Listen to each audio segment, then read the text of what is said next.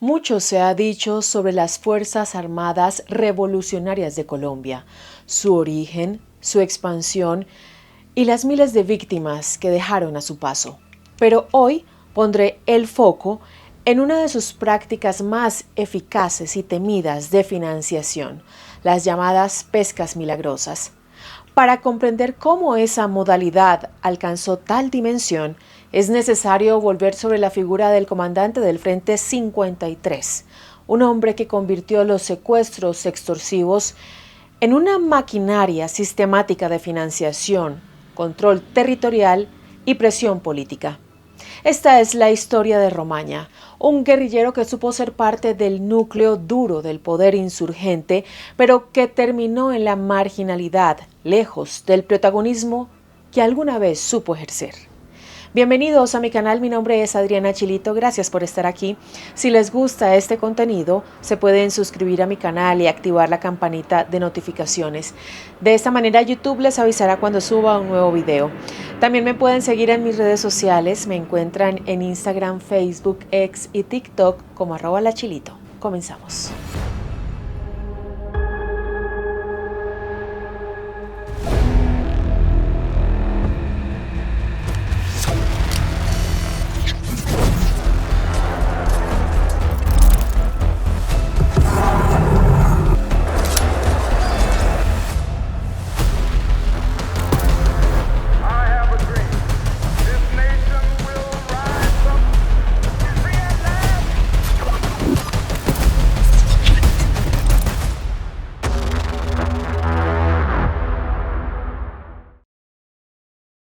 Biografía. Henry Castellanos Garzón, alias Romaña, nació el 20 de marzo de 1965 en el municipio del Castillo, en el Meta. Meta es un departamento del centro de Colombia. Su capital, Villavicencio, está rodeada de cerros y llanuras al noroeste. Es conocida por sus parques, el baile del joropo y el coleo. La Catedral Nuestra Señora del Carmen, construida en el siglo XIX, se encuentra en la plaza principal, la Plaza de los Libertadores. Al sur se encuentra con Caño Cristales, un río con vívidas plantas acuáticas. La centralidad geográfica de su territorio en el contexto nacional está marcada por la presencia del municipio de Puerto López, conocido como el ombligo de Colombia. El Meta es un departamento de economía ganadera, agrícola y minera. Como suele pasar con muchos guerrilleros que pasan gran parte de su vida en la clandestinidad, no hay mucha información precisa acerca de su historia personal, más allá de lo que está vinculado al conflicto armado. Algunas fuentes dicen que Romaña apenas llegó hasta cuarto grado de la escuela primaria. Otras sostienen que se trasladó a Bogotá durante su adolescencia, donde habría terminado el bachillerato. Haya o no haya completado los estudios secundarios, casi todas las referencias coinciden en algo. Cuando tenía 17 años, se vinculó a las Juventudes Comunistas JUCO, la rama juvenil del Partido Comunista Colombiano, un espacio donde los jóvenes se organizaban y aprendían sobre política y militancia. En Bogotá, su actividad con las JUCO se concentró en los barrios del sur de la ciudad, zonas populares donde los jóvenes organizaban talleres culturales, alfabetización, acompañamiento comunitario y protestas estudiantiles. No eran acciones armadas, pero en un país marcado por la polarización política y la persecución a organizaciones de izquierda, cualquier forma de activismo comunista podía despertar la atención de la policía y de los servicios de inteligencia. Y supuestamente esto fue lo que terminó de marcar su camino. Castellanos Garzón habría sido señalado por las autoridades y ante una inminente captura, ingresó a las Fuerzas Armadas Revolucionarias de Colombia, FARC. Apenas se alistó en la organización insurgente, Romaña se destacó por su habilidad en la elaboración de artefactos explosivos. Sin embargo, su ascenso no parece explicarse solo por esa destreza técnica.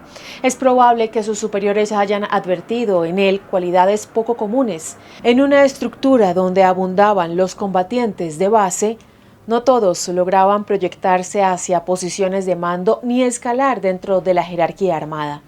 Castellanos Garzón fue considerado uno de los alumnos más aventajados de Manuel Marulanda Vélez, principal fundador y comandante histórico de las Fuerzas Armadas Revolucionarias de Colombia, una de las figuras más emblemáticas de la insurgencia y de quien tenemos un capítulo en este canal. Según distintos testimonios, durante los cursos de formación de comandos especiales, Romaña llegó a establecer una relación de cercanía y confianza con él. También trabajó codo a codo con quien sería uno de sus mentores, Víctor Julio Suárez Rojas, alias Jorge Briceño o Mono Jojoy, histórico jefe militar de la organización y uno de sus comandantes más influyentes. Pero en la estructura de las FARC, la cercanía con los jefes no era solo un privilegio, implicaba asumir responsabilidades operativas y quedar expuesto desde temprano a las decisiones más duras del conflicto. Ascender significaba también dejar rastro. Los primeros registros judiciales de Romaña se remontan a la década de 1980. En ese entonces estaba al mando del Frente 11 de las FARC.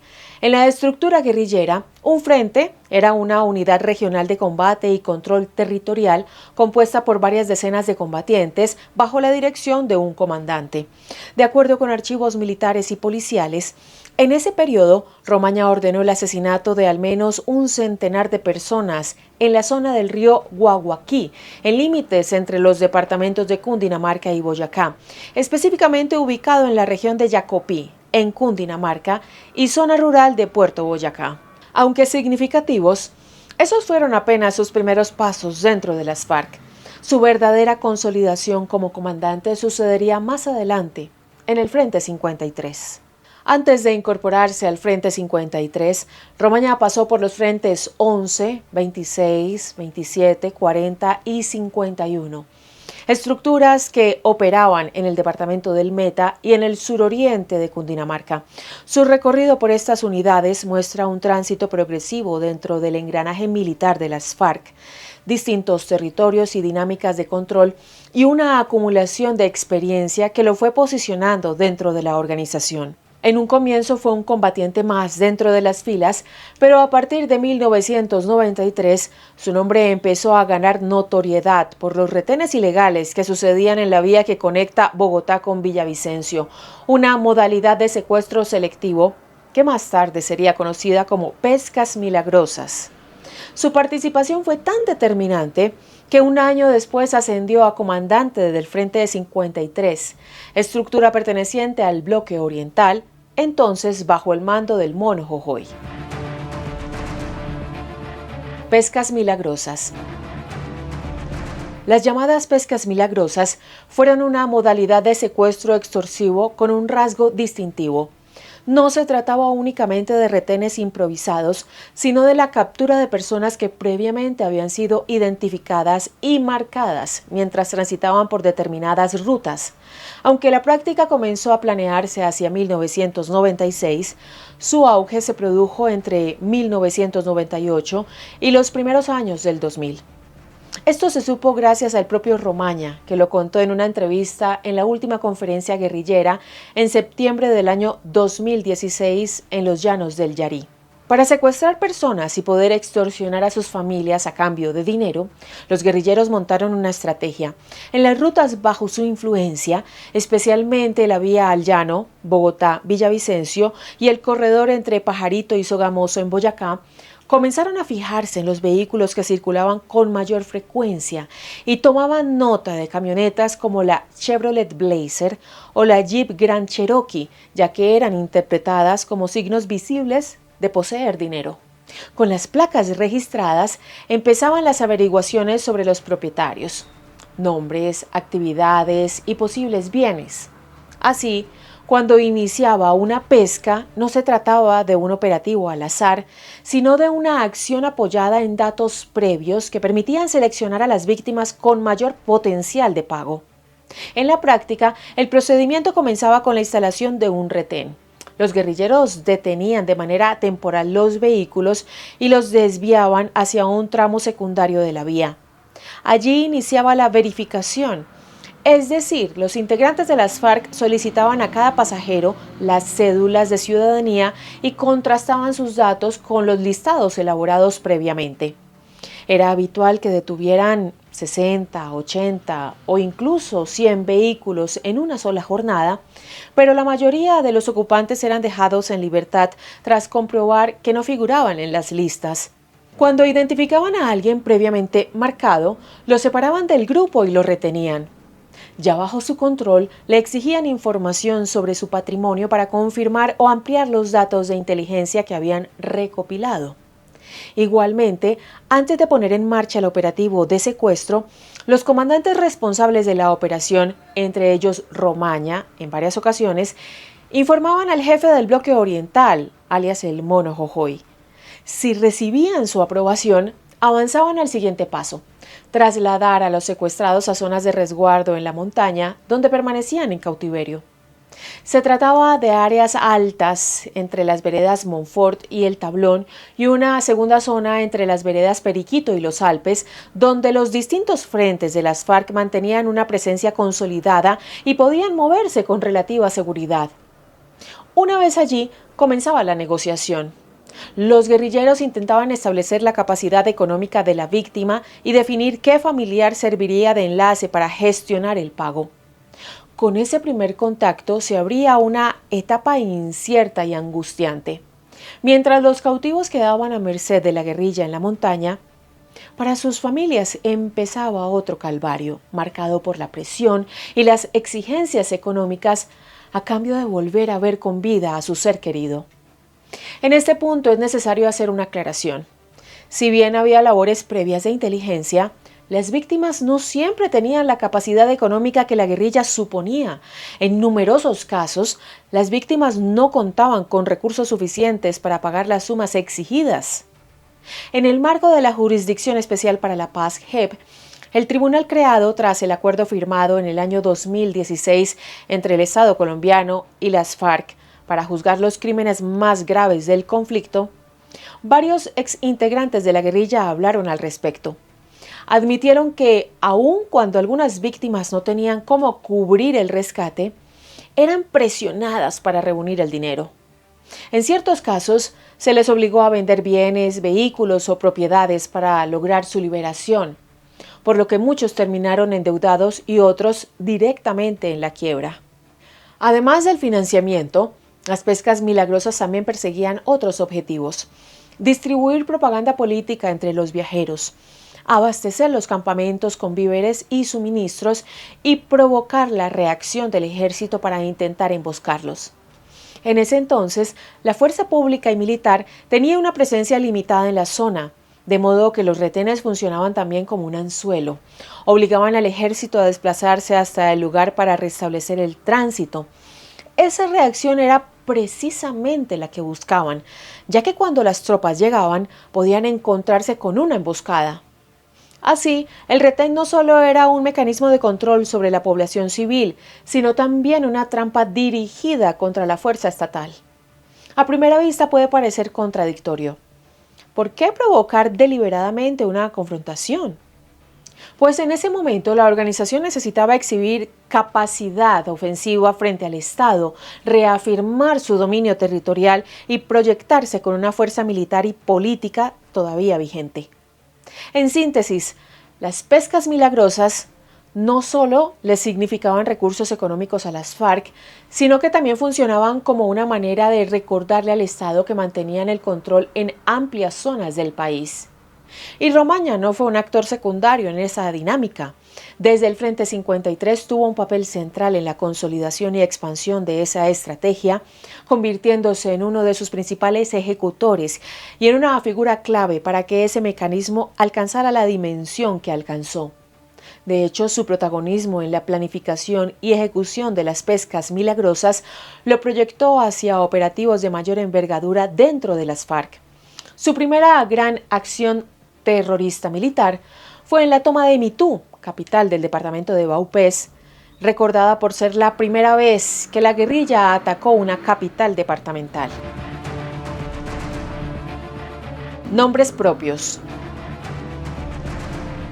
Una de las pescas milagrosas que más repercusión tuvo y que terminó por proyectar el nombre de Romaña fuera de Colombia ocurrió el 23 de marzo del año 1998 en plena vía Bogotá-Villavicencio. Era un día festivo y alrededor de las 2:30 de la tarde, decenas de turistas regresaban del Meta a la capital, hasta que a la altura de Monte Redondo se encontraron con lo que parecía un típico retén de carretera. Pero no era un control oficial, sino un operativo organizado por Romaña y el Frente 53 con el apoyo de otros frentes como el 52, 54 y el Che Guevara, que en conjunto reunían a cerca de 200 guerrilleros. La operación fue meticulosa. Detuvieron los vehículos, obligaron a los conductores a orillarse, revisaron documentos y cotejaron nombres y placas con los listados previamente elaborados. Algunos automotores fueron saqueados y varios pasajeros despojados de sus pertenencias. Por supuesto, un despliegue de tal magnitud no pasó desapercibido. El ejército acudió al lugar y ante su llegada, los guerrilleros se dividieron en dos grupos. Unos se enfrentaron a las tropas, mientras otros condujeron a los retenidos hacia el Alto del Tigre y el Calvario. El botín fue contundente. 32 personas secuestradas, entre ellas 27 ciudadanos colombianos, un italiano y 4 estadounidenses. En los enfrentamientos murieron 2 civiles colombianos y un soldado del ejército. Los secuestrados, en cambio, tuvieron diferentes destinos.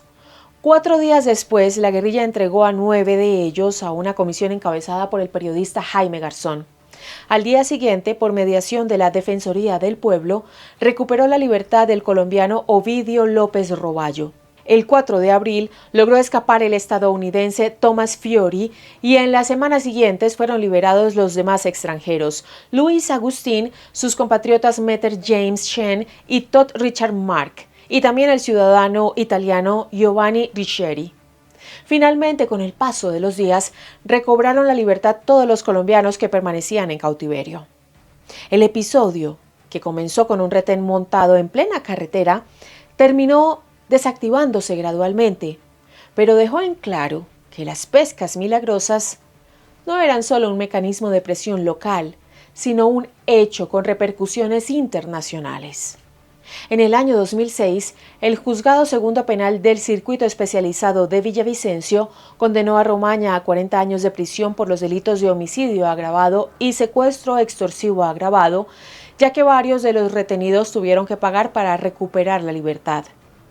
Vale aclarar que se trató de un juicio en ausencia, dictado mientras el comandante guerrillero permanecía en la clandestinidad, prófugo de la justicia. Pero Romaña no solo realizaba secuestros extorsivos mediante las pescas milagrosas. Sus hombres también llevaron adelante raptos en lugares puntuales, sobre todo cuando se trataba de figuras políticas. Entre ellos resalta Héctor Fernando Ramírez Vázquez, exsecretario de Hacienda de Cundinamarca y exalcalde de Soacha. Fue secuestrado el 24 de octubre del año 1996 por hombres del Frente 53 mientras cenaba en un restaurante en Soacha. Sus captores exigieron inicialmente $15 millones por su liberación, suma que a lo largo de sus 34 meses de cautiverio se redujo a 3 millones. Sin embargo, no todos corrieron con la misma suerte. Enrique Márquez Díaz, un empresario del sector privado, fue secuestrado por las FARC el 11 de febrero del año 1999 frente a su lugar de trabajo en Bogotá. Fue visto y oído por otros cautivos, pero nunca regresó ni se hallaron sus restos. En 2018, el propio Romaña reconoció que Márquez Díaz ya no estaba entre nosotros, frase que la familia interpretó como una confirmación de su muerte, aunque sin detalles sobre la fecha o las circunstancias. La desaparición y falta de información sobre su paradero convirtieron a Márquez Díaz en un símbolo de las víctimas sin cierre ni justicia plena. Las palabras de Romaña dejaron flotando una sensación persistente de impunidad, una admisión tardía, sin verdad completa ni reparación efectiva. El rol de Romaña en los acuerdos de paz.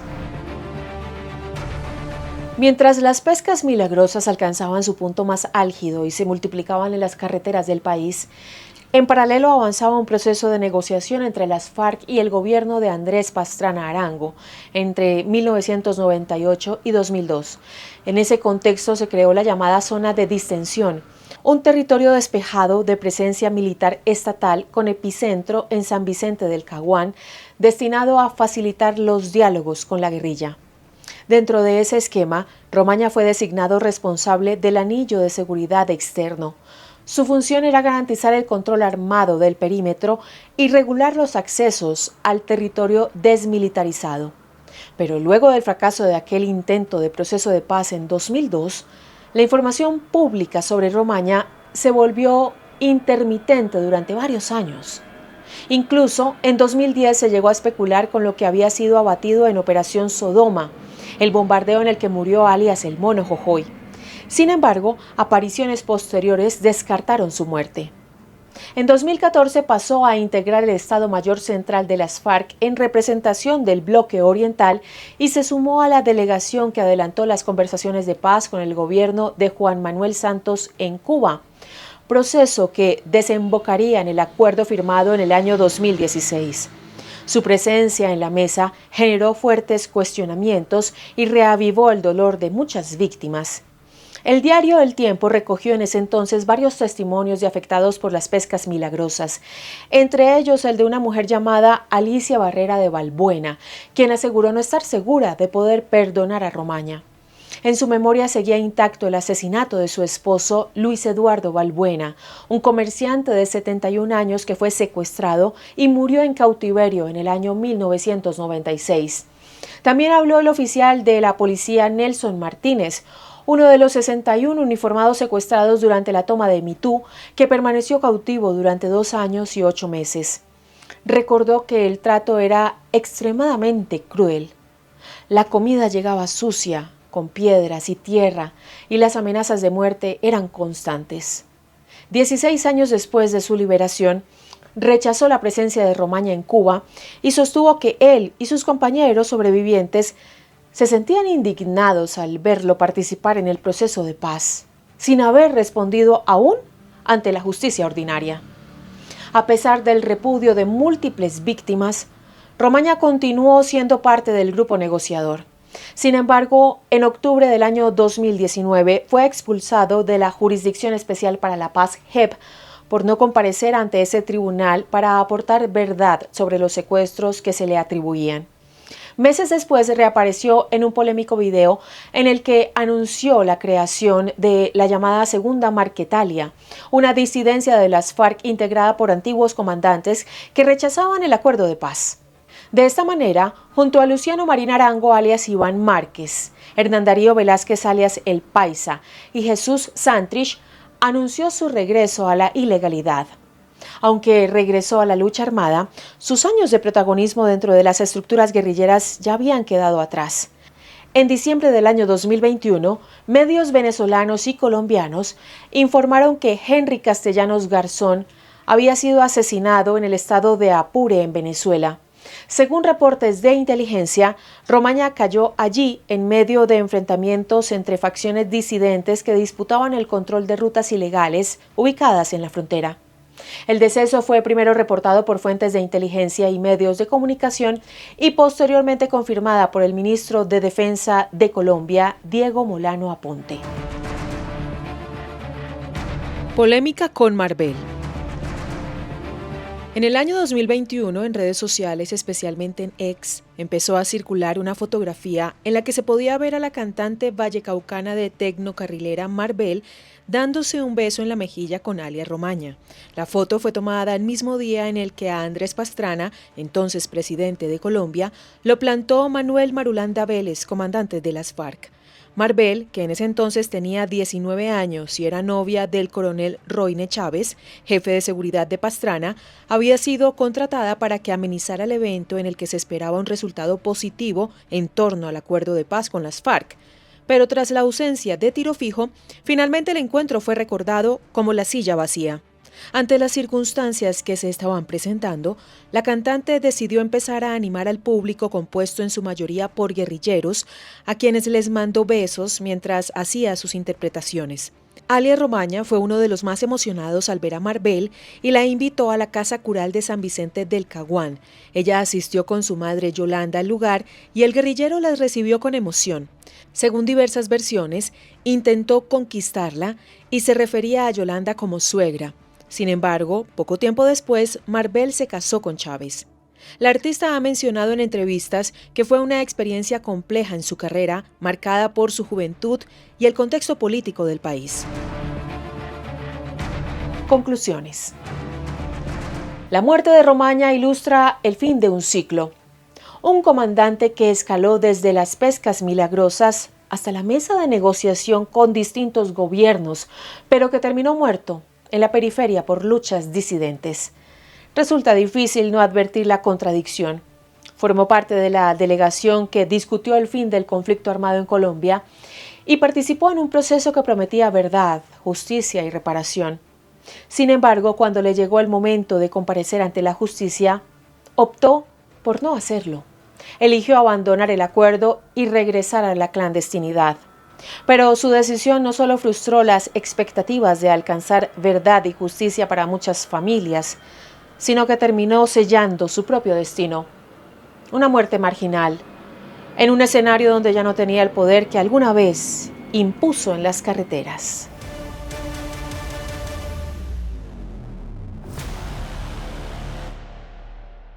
Gracias por llegar hasta el final del video. Si les gusta este contenido, se pueden suscribir a mi canal y activar la campanita de notificaciones. De esta manera YouTube les avisará cuando suba un nuevo video. También me pueden seguir en mis diferentes redes sociales. Me encuentran en Instagram, Facebook, X y TikTok como @lachilito. Quiero enviarle un saludo especial a los suscriptores del canal y también a los miembros que nos apoyan incondicionalmente. Hoy voy a saludar a Diana Consuelo Montoya Hincapié. Diana, gracias por unirte a nuestro canal, a nuestro grupo y darnos tu aporte como Chili Friend. Un saludo a todos, los quiero mucho y nos vemos el próximo domingo con otro video. Hasta pronto.